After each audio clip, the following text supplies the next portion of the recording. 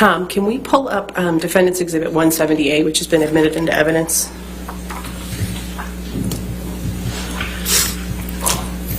Mr. Neumeister, does this photo appear to be one that you have analyzed as part of your analysis in this case? There were many versions of this photo. I would say there were dozens of different versions with different chromatic values, different file sizes, different physical sizes. Some had been through Photos 1 or Photos 3, which are photo editing software programs. Your Honor, at this time I'd like to show Mr. Neumeister's demonstrative, Plaintiff's Exhibit 1303. All right. Any other objection? I would object again, Your Honor, because the photograph in 170A is not in evidence. All right. The photograph is in evidence. None of the photographs he wishes to show the jury are in evidence. 1303 is in evidence over objection. Not in evidence, I'm sorry, as a demonstrative. Just as a demonstrative. I'm sorry. Could we go to publishing this very please? And Mr. Neumeister, what does this demonstrative show about the photos that you analyzed? Well, they appear to be similar. However, if you look below at the file sizes, one on the left is 712 kilobytes. The one in the middle is 489 kilobytes. And the one on the right is 524 kilobytes. Now, what's unusual about that is these photos will not digitally fingerprint with each other. They won't hash. In other words, forensically, they don't match. But the thing is, you could say, well, it was sent through email, maybe it's a different size.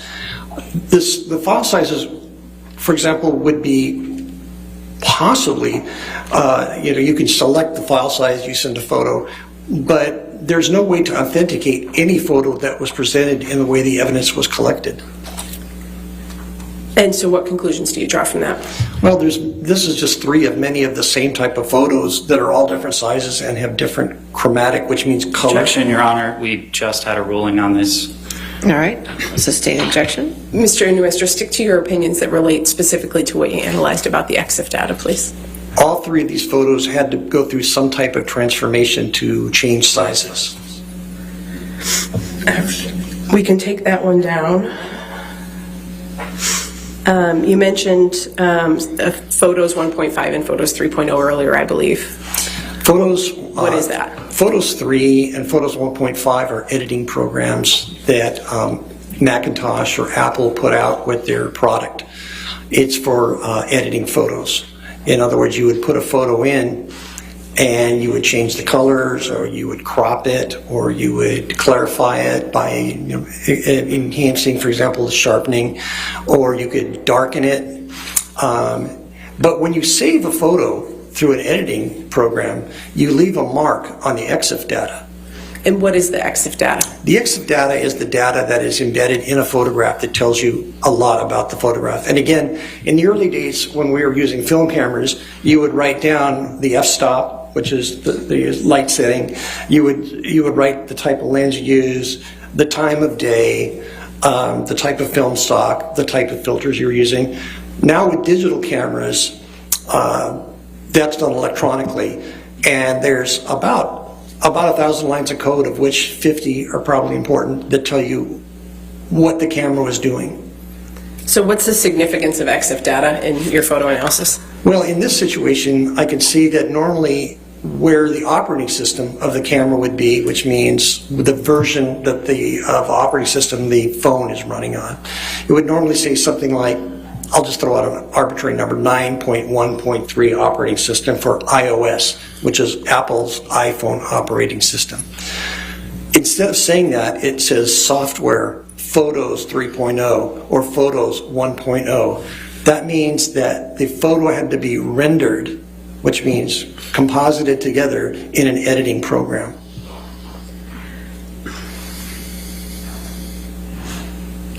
Did you prepare a demonstrative that shows some of your analysis of some of the EXIF data of the photos in this case? Yes, I did. Okay. Can we pull up 1304, please? Your Honor, may I approach? You okay?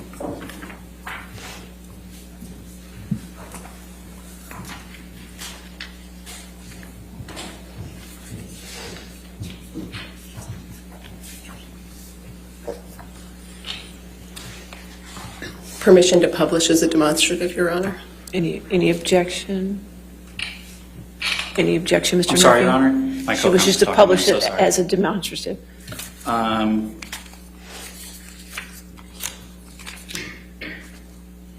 No objections demonstrative. All right, thank you. We'll publish it as 1304, just as a demonstrative. And Mr. Neumeister, are these the images in this demonstrative excerpts from the report you prepared in this case? Yes, they are. And what do they show? On this particular photo, and on all of them, it shows the first few lines of EXIF data, the ones that would be most important for this photograph. So, for example, things you would see, the very top line would be the make of phone. It's an Apple iPhone 6. And then the resolution is 72 pixels per inch, 72 to 1. And instead, where it says software, on a normal iPhone photo, it would, instead of saying Photos 3, it would say the software version, for example, 9.3.1. And then you've got the date and the time of the photo below that, which is really easy to change in an EXIF editor. And below that, you have things like the like the flash. You've got the exposure type, how long the exposure was. So what you just highlighted there again was the date and time. So that's universal time code minus whatever area you're in the world. Anything else you want to show us with this demonstrative? Yeah, just below that, if you look, there's some things that would say, for example, a directly photographed image. That is not going to be necessarily accurate once it's been through an editor. It will always pretty much say that. So when you're looking at scene type or auto exposure, these are things that really don't matter all that much. What would matter is, for example, if you're taking notes, the focal length would be important. The pattern of metering, things like that to a photographer would be important. And again, this is just a few lines, and the reason I put these in there was just to explain a bit what EXIF data is. The actual thing I'm trying to point out is the fact that instead of an operating system, it shows the editing program that was used on this photo. Are there additional photos that you did this analysis for? Yes, many. Okay. Can we scroll to the next page, please, Tom? Is there anything about this photo that you noted as part of your analysis, Mr. Neumeister? Yes, again, it's right there you've got Photos 3.0 on that particular photo. And I think, we've pretty much covered what the stuff is, but again, you see the Photos 3.0. And again, this could not come out of an iPhone this way. This would go into a computer, be edited, and rendered through the photo editor. And this would then be embedded in the EXIF data. Do you have other photos in this demonstrative? Yes. All right, can we scroll to the next page?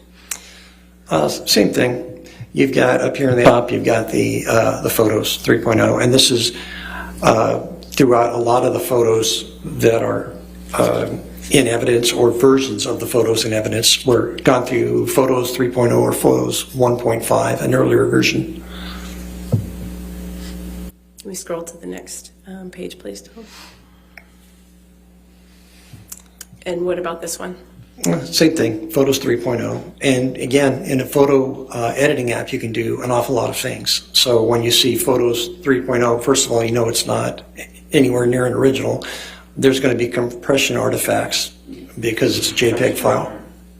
All right, I'll sustain the objection. Next question.